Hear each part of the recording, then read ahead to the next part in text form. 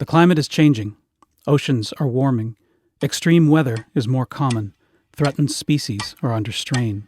Whether we accept it or not, it's happening.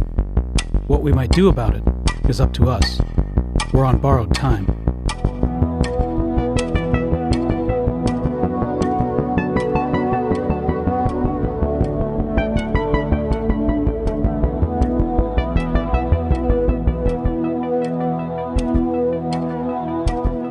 I'm Andrew Murphy of the Mill Valley Public Library, recording on behalf of the Borrowed Time series. Joining me by phone is author, journalist, and activist David Harris. Under the journalist hat, Harris is a former contributing editor at New York Times Magazine and Rolling Stone. Harris was a prominent voice opposing the draft during the Vietnam War and even organized food strikes in prison when serving time for draft evasion. Harris is the author of 1 novel and 10 nonfiction books, including The Last Stand, which will be the starting point of this conversation. David, thank you for joining. My pleasure. To put the rest of our conversation in context, do you mind describing what the range of coastal redwoods looked like before the gold rush? Well, before the intervention of Homo sapiens in a massive way, there were redwoods started south of Monterey and ran all the way up to the Oregon border, all within, for the coastal redwood, all within 40 miles of the Pacific Ocean. And they ruled the roost. Even in the context of the trees you see around your own neighborhood today, do the trees today resemble the ones from a few hundred years ago? Well, the tree is, the individual tree is pretty much the same as an organism, but of course the forest has altered drastically. And, the forest in 1850 had essentially gone untouched for millennia, so that you had a forest that where the forest floor was layered with centuries worth of redwoods that had grown, lived through their life cycle, and fallen, and all of the California redwoods in 1850 were all part of that old growth forest, which is remarkably different from what the forests we experience today. And for the sake of our listeners that don't know the logging history of California, do you mind sharing a little background about Pacific Lumber's practices prior to 1985? Well, in my book, The Last Stand, it focuses on the fate of the Pacific Lumber Company, which was the one survivor amongst the timber industry with a significant holding of old-growth forests. And it had those forests because, unlike other lumber companies who had cut their trees as quickly as they could, it had husbanded its supply of trees and never cut more trees in a year than it calculated its forests would grow in a year. So by board foot calculation, they would try and essentially maintain and live off the interests of their forests rather than cashing in the capital. And they had also been the most progressive lumber company when it came to foresting practices, and was the one in the industry that did not practice clear cutting, but rather did a selective cut where it would go in and pick a tree here and a tree there, and leave always big healthy trees to seed other trees around it. And so they were what now looks like an environmentalist dream as a lumber company, and they were also a labor union's dream as an employer. They were the last of the great paternal companies in California. They had a company town where if you worked for Pacific Lumber, you lived in the company town. You had all your medical needs were taken care of by the company hospital. It had a program where it would pay for if your children wanted to go to college, Pacific Lumber would pay for it. And it had several other programs like that. So it was a kind of magical icon of the good lumber company, if you will, prior to 1985, when things got a little dicey. Right. And when things got dicey, the company itself, as you mentioned, was getting by on their interests and seemed to have some really good practices in place. It also wasn't for sale. So how exactly did a billionaire from Texas acquire the company and also the rights to log the land? Well, the great mistake was made in the 60s when they decided to list the Murphy family had owned the company and up till that point, and they decided to put it onto the stock market and make it a public company and sell stock. And when it did that, gradually over the years, the Murphys' interest in the company shrank and shrank, and eventually there was nobody who had a larger share than 5% of the company's stock, which made it a target for the takeover artists that were running Wall Street in those days. And it also had no debt, so it was a potential money machine for someone who wanted to come in and take over the company in a hostile stock seizure, and then finance that takeover by on the company back of the company itself. So what happened was a Texas billionaire named Charles Hurwitz, who was working in league with the legendary financier Michael Milken,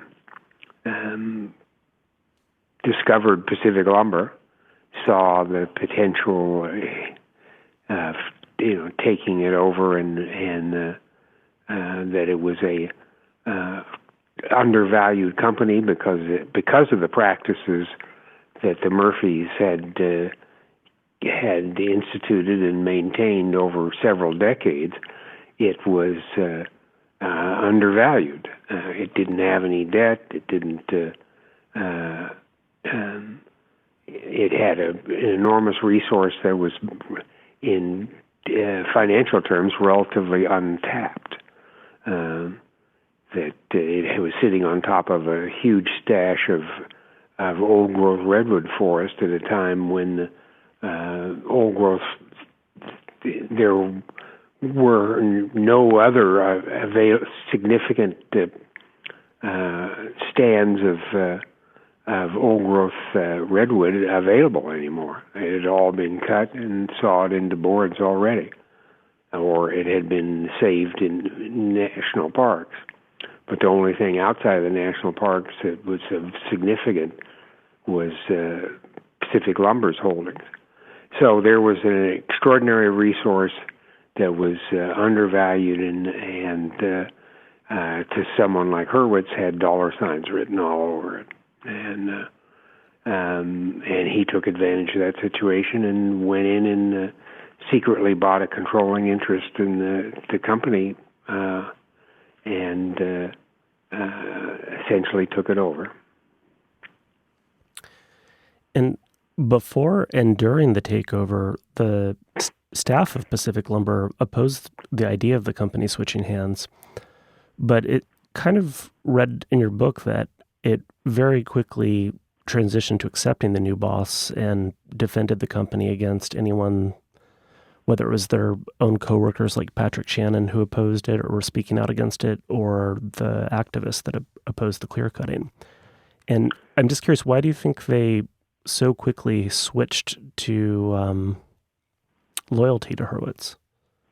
Money. Just their own personal job security? Yeah, personal, and their income. They were, getting lots of overtime. Hurwitz, once he took over the company, put it on a whole new cutting schedule.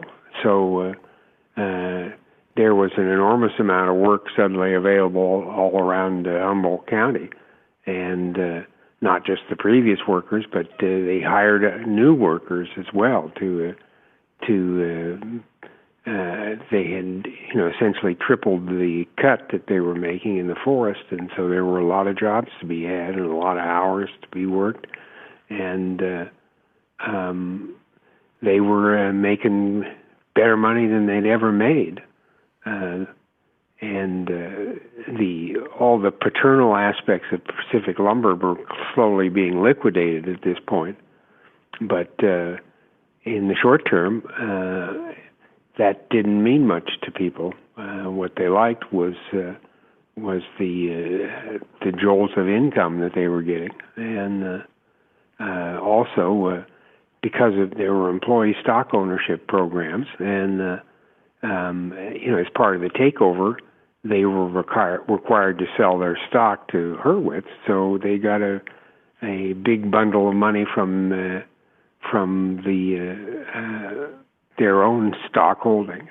So the net effect was that there was a mini boom that went on in the Humboldt County economy, and to most people that was a deciding factor. After the initial efforts of the Murphy family itself and other people that tried to prevent the takeover from happening, Earth First activists emerged as one of the biggest threats to clear cutting. What do you think were some of their effective tactics, and where do you think they missed the mark? Earth First's biggest impact, was in simply making the timber industry visible. I mean, unless you live in Humboldt County or Mendocino County or a couple other counties in Northern California where lumbering is a big issue, most people are totally unaware of lumber companies and what their practices were. And through a series of demonstrations, including tree sits, including civil disobedience, including guerrilla theater, they made Pacific Lumber visible. And that was the biggest thing they did. I think the second biggest tool that they used was they took advantage of the forestry laws in the state of California, which require public hearings for permission to cut, and have relatively strict rules about cutting along waterways and the like. And they used the public appeals elements that are in the California timber law to be able to manipulate the process and slow it down, so that it became an increasing struggle for the Pacific Lumber Company to access its own forests, which slowed the cut. And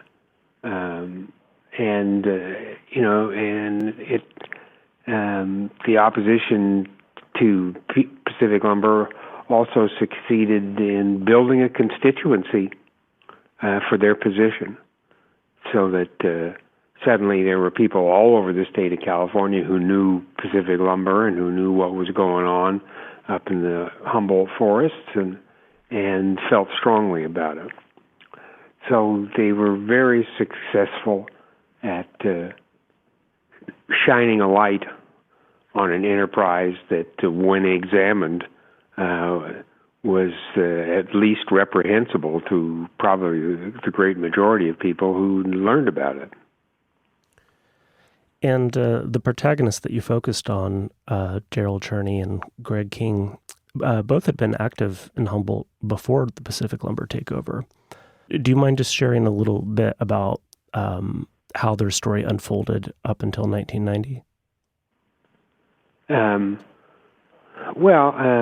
Both Greg and Darrell had a history of environmental activism, and before the Pacific Lumber takeover. But then when Pacific Lumber was taken over, and Hurwitz immediately started escalating the cut, they jumped into the breach and saw themselves as the last line of defense between the old-growth redwood forest and oblivion. And so they set about organizing in Humboldt, which is, a challenge in many ways. Humboldt is a very particular kind of place, and half of the county looks like it just got out of the Marine Corps, and the other half looks like they just got out of a Grateful Dead concert. And so there was a kind of cultural warfare that was going on already in Humboldt County, and they were able to enlist the hippie part of the population, and they didn't have as much success with the Marine Corps part, which was always part of the challenge up there. But through a series of demonstrations, and they were able to make it sufficient enough of an issue that the politicians started to step in, and that eventually led to the creation of the Headwaters Forest Park, which was purchased by the federal government from Pacific Lumber, and so the last of the Pacific Lumber old-growth forest was saved, but a lot was disappeared in the meantime. And in 1990, Earth First was planning a series of protests trying to recruit people from all over the country to come, called Redwood Summer, which was inspired by the Mississippi Summer. And I believe you went to Mississippi in 1964. So as someone who participated in that effort, I'm curious to hear your thoughts on the concept of Redwood Summer, if not the execution of it. Well, I think it was a great idea. I mean, I was a civil rights worker in Quitman County, Mississippi, in 1964, and the strategy at the heart of the strategy was essentially involving people. In the case of Mississippi Summer, it was involving white students in an enterprise that had previously only included black students, and joining their cause. And when they did so, they made a kind of visibility that black students could never get on their own. And the idea behind Redwood Summer was to get volunteers coming from all around the country, so that suddenly there would be a national focus. And the idea was great. The execution was less so. Do you mind just sharing the story of one of the big barriers, the disruptions to the organizing end of Redwood Summer?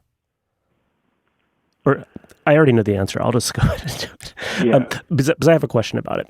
So next month is the 30th anniversary of Daryl Cherney and Judy Berry surviving a car bomb attack in Oakland.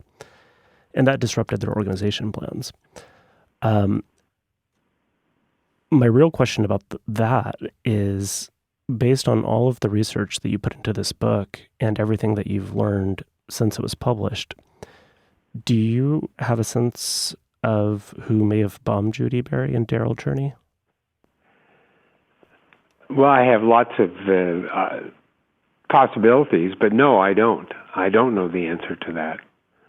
What we do know, that, by virtue of the lawsuit that Daryl and Judy filed against the FBI, was that the FBI, in investigating this, did not look for a culprit until their tracks were significantly covered. They operated under the assumption that Daryl and Judy had blown themselves up, and until it was too late to solve the crime that they had not committed. So I think that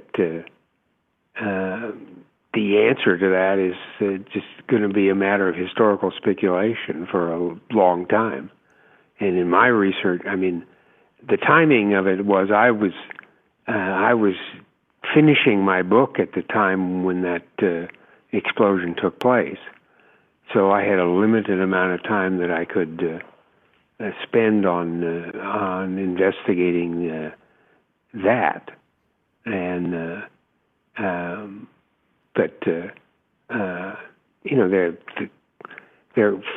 first question was, was this a bombing targeted at Judy, targeted at Daryl, or targeted at the both of them? But Judy was principally an activist in Mendocino County, and Daryl was principally an activist in Humboldt County, and that there are different sets of people in both those counties who might have a desire to hurt one or both of those, and but nowhere in any of the investigations was there any linkage found to any of the timber industry. And then there was, one of the other possibilities was, of course, that this was connected to something in either one of their private lives, but there was no evidence to that effect either. There was a lot of speculation. So I think the answer is we won't know who did that. But it certainly disrupted what was planned for Humboldt County. And do you think that also had a sway in the voters later that year in November when Forest Forever was on the ballot? Well, I think it certainly added to the impact of the issue. I'm not sure whether that was a plus or a minus for Forest Forever. I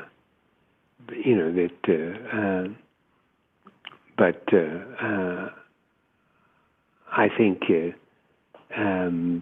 the initiative was a marker of how increasingly this had was becoming a political issue as opposed to a on-the-ground economic issue in Humboldt County. It was now becoming a statewide political issue. And as a consequence, Senator Dianne Feinstein eventually got involved, and that's what led to the Headwaters Forest Park creation. Right. That was finalized in 97, correct? That sounds right, yeah. And Pacific Lumber lasted another 10 years after that. Yeah, but I think Hurwitz had basically reamed the company out and cut as much of its assets as he could, shifted all of the financing that he had used over the years to, in the form of junk bonds, etc., to he shifted it all to the corporate shell of Pacific Lumber, and when he left, Pacific Lumber shortly went bankrupt.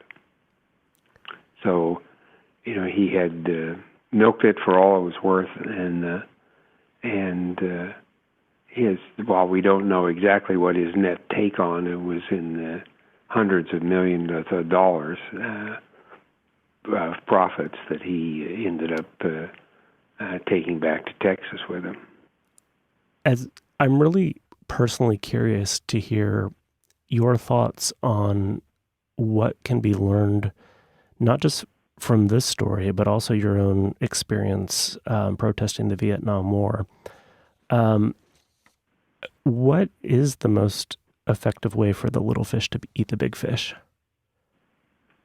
By getting as big a crowd of little fish as you can.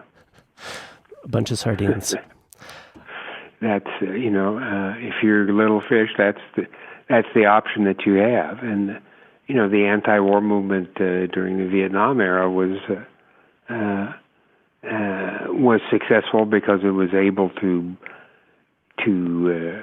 transcend its origins as a student movement and eventually make its case sufficiently to bring a whole set of older and more established people around to its vision of what was going on. And that in turn shifted the political balance and made it impossible for the government to continue their war policies.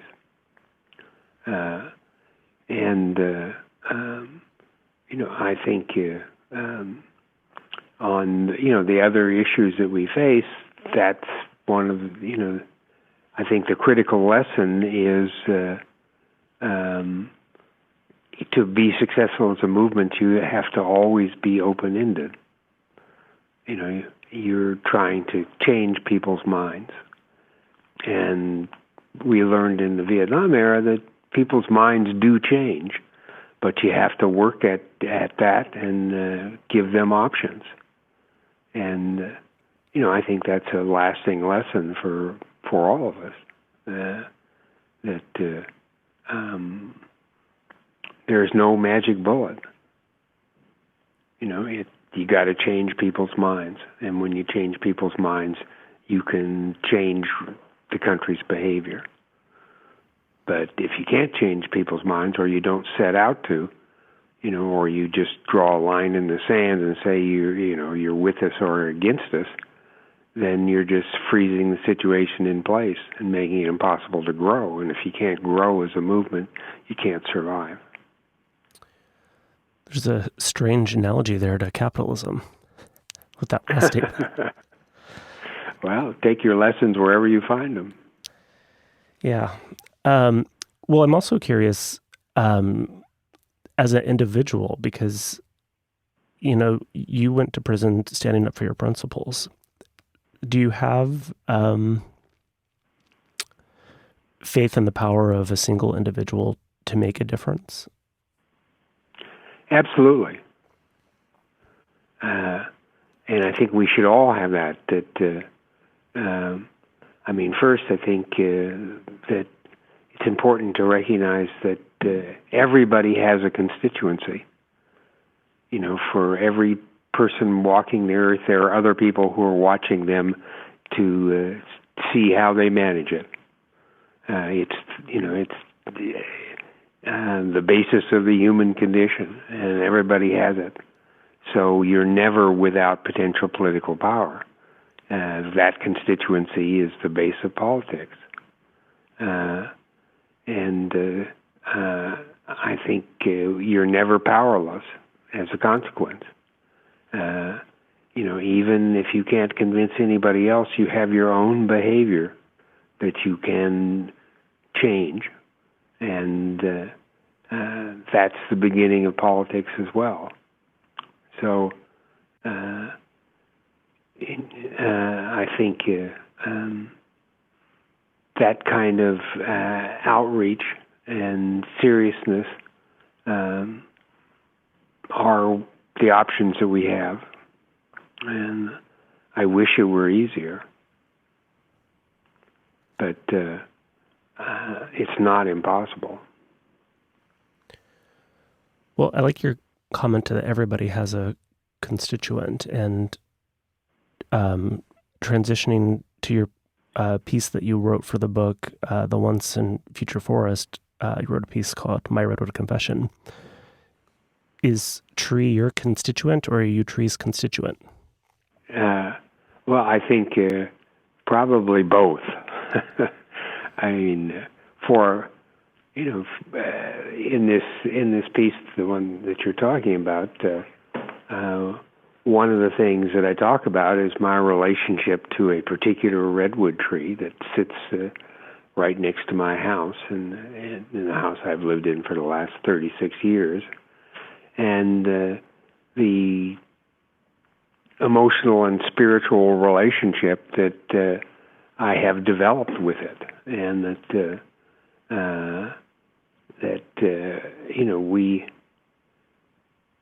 we tend to accept the notion that humans can have emotional relationships and connection and with other mammals, but we don't afford the same to our relationship to trees, and I think that's a mistake, and it certainly doesn't capture my relationship with this particular tree. And when we stop seeing them as just kind of lumps of vegetable matter and start seeing them as a kindred species, we develop a totally different attitude towards trees, and one that hopefully can get us out of the position of being their destroyers and into the position of helping them flourish. Yeah, I think you described that really effectively when you were talking about presence. It was a way that I think most people can relate to.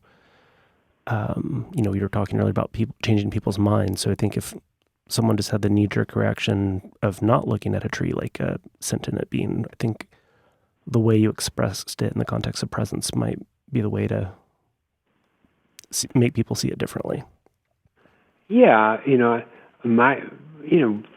theory that I postulated in this essay was that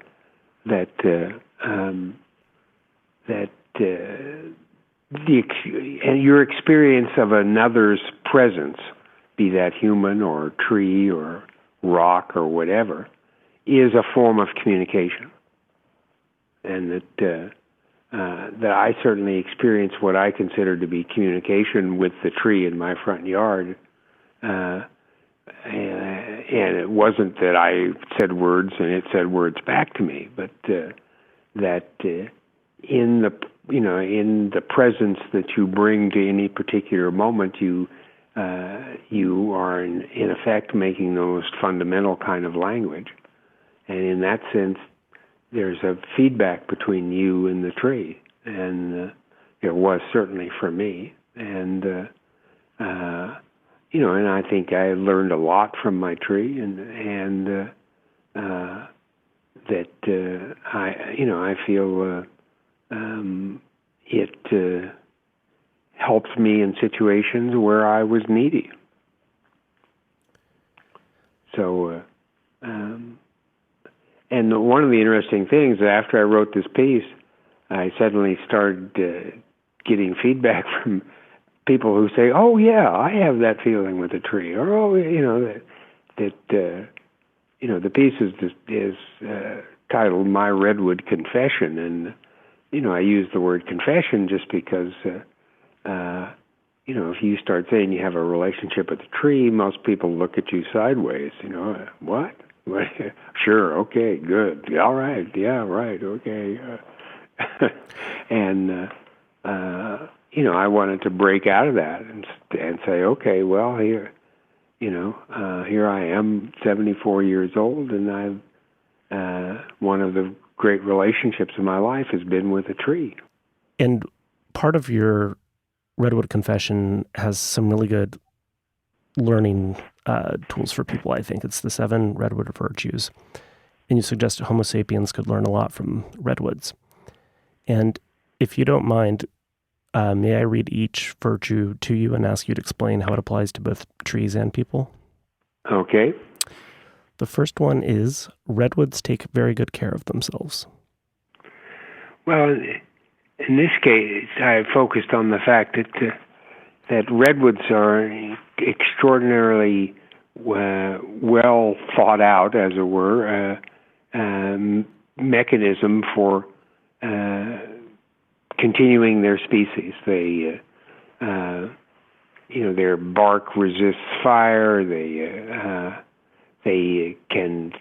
Their upper reaches can suck moisture out of the fog.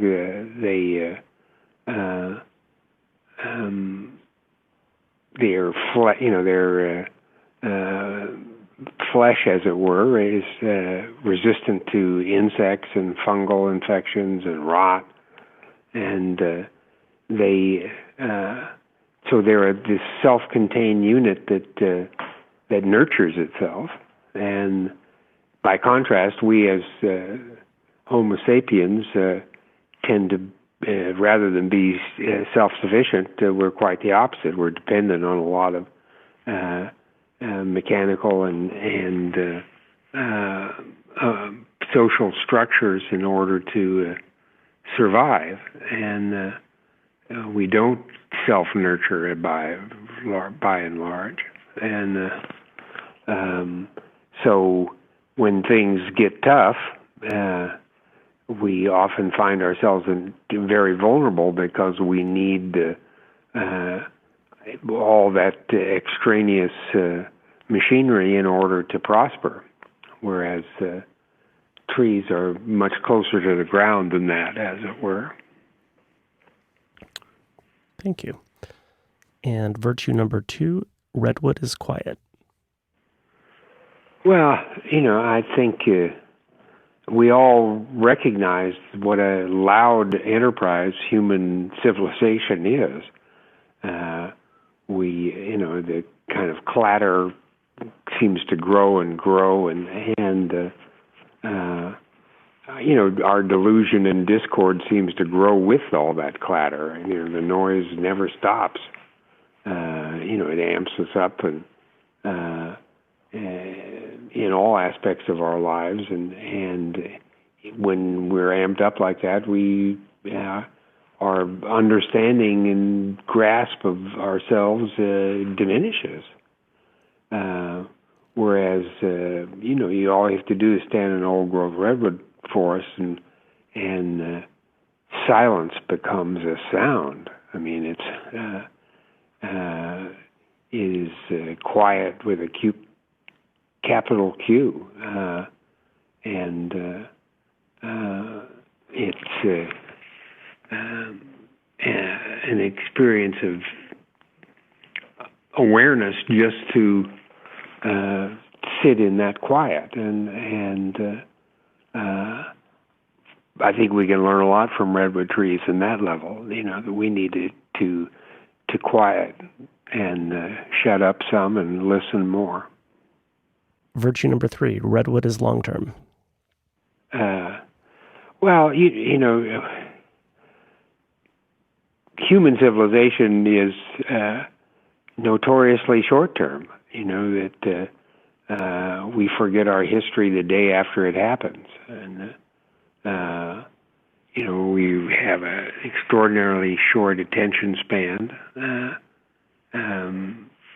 We deal in immediate gratification and instant mashed potatoes, and we make judgments by galvanic response and whether an idea makes our palms sweat or not in the first 15 seconds. That short-termness is a great inhibition against wisdom in many cases. And redwoods, on the other hand, when left alone, operate on a centuries-long cycle.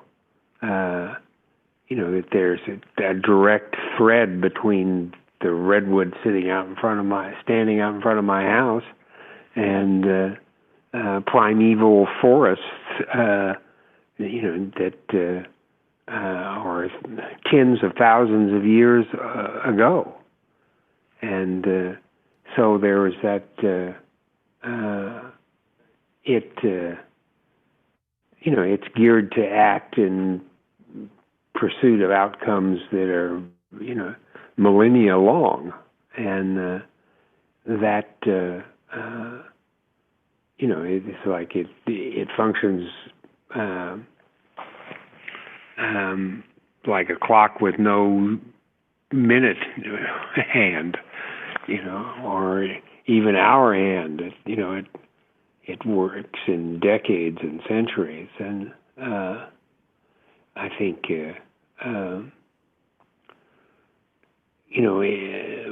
given that we are a species that seems to be trapped and always feeling like we're passing through, that we've got a lot to learn about appreciating where we come from. Virtue number 4, Redwood is community. Yeah. Well,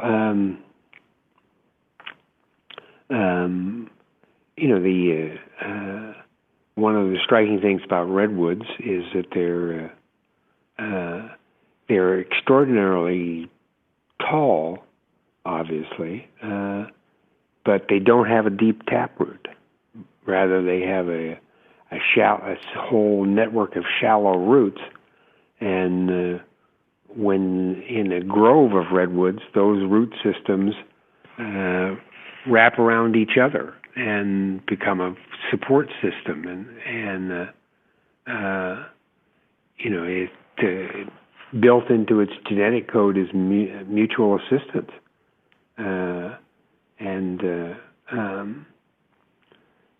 we, on the other hand, tend to pursue individualism to a fault, and we lose track of our mutuality and don't use it as the resource that it could be, and don't pursue it because we're much too caught up in ourselves, individual momentary selves, and as a consequence, we suffer through loneliness and abandonment and hopelessness, and that are illnesses that are only curable by access to each other and by affirming our own community. And I think that's particularly telling in the current circumstance, where we find ourselves in a situation where the only option to save ourselves is to communalize, look after each other, and that's a lesson that we can learn from redwoods. We are not just individuals, and we have a life in common, and we need to use that as an asset. Thank you. Virtue number 5, Redwood is patient. Well, everybody out there knows how impatient we are. We want everything now. We're in a constant hurry. We're anxious to get on to whatever's supposed to be next. we panic when we're faced with situations that require inaction or don't immediately resolve themselves. Everything has always got to be in forward motion, and if traffic backs up, we start screaming out our windows and assaulting the people in cars next to us, and Redwoods, on the other hand, wait. They wait. That's part of who they are. That it's not uncommon for a redwood seedling to spend 100 years in the shadow of a bigger tree until suddenly it has lived through its cycle and falls, and the seedling suddenly has an access to the sun overhead and a space in the canopy for it, and then it can go.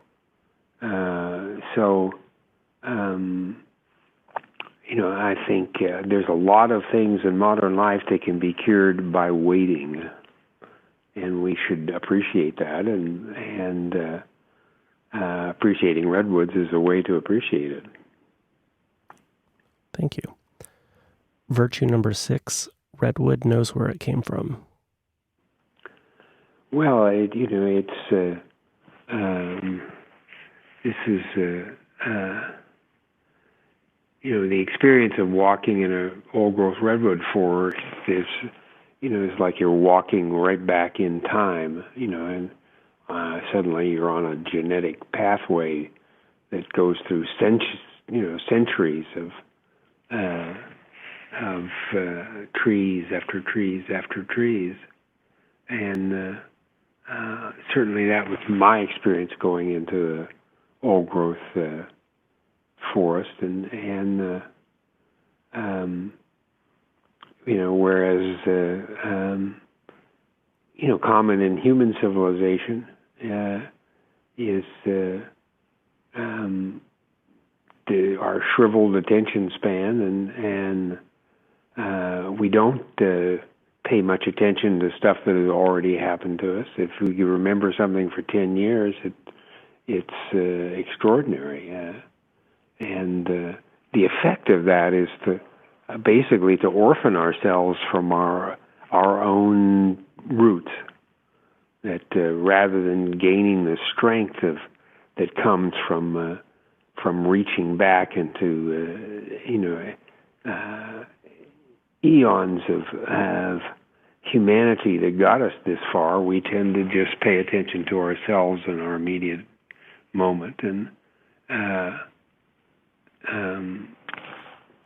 but the truth is, as a species, each of us individually starts where those before us left off, and our acceptance of that will help us with a lot of the issues that we are struggling with. Virtue number 7, redwood is calm. Well, if you've ever been in an old-growth redwood stand,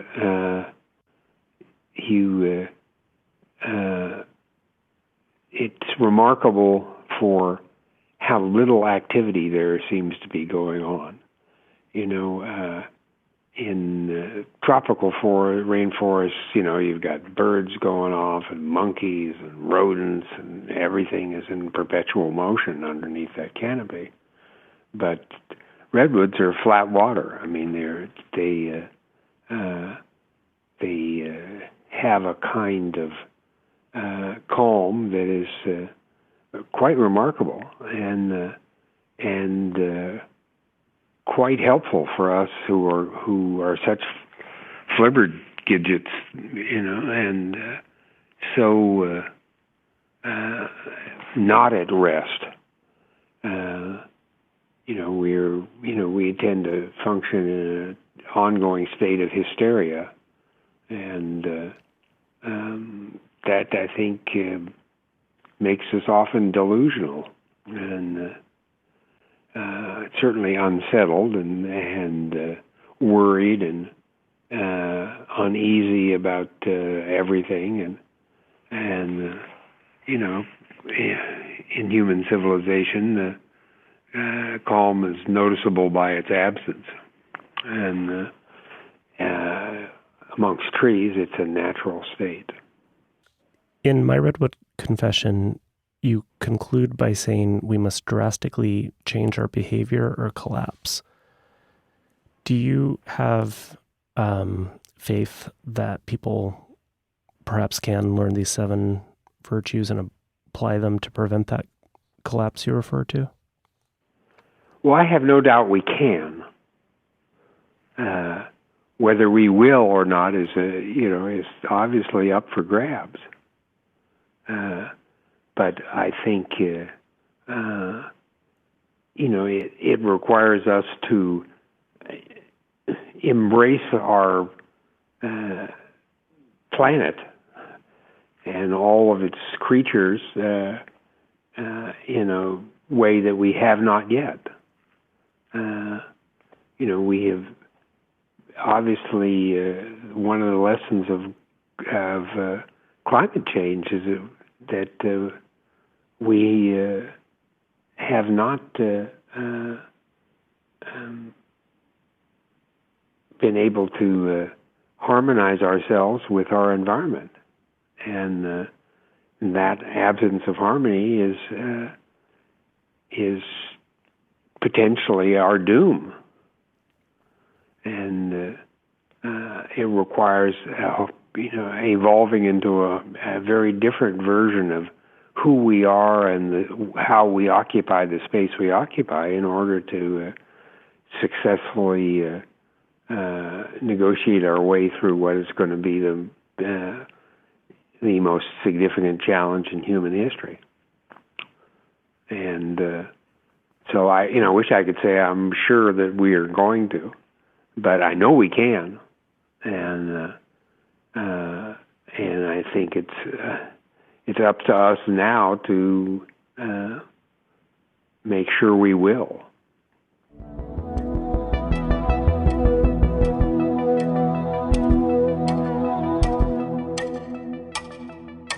Borrowed Time is a collaborative effort by librarians to combat climate change by discussing sustainability issues and all things related to the human influence on our ecosystem.